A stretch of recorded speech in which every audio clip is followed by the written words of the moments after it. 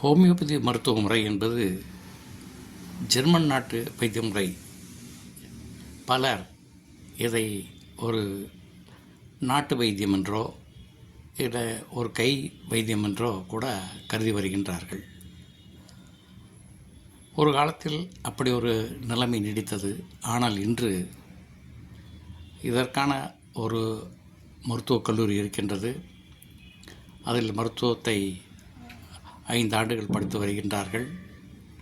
மேற்படிப்பு 2 ஆண்டுகள் படித்து வருகின்றார்கள் என்ற சூழ்நிலை இன்று உருவாகிவிட்டது. இன்று பட்டி தொட்டியெல்லாம் மக்கள் மீடியாக்கள் மூலமாக அறிந்து கொண்டு இன்று ஹோமியோபதி டாக்டர்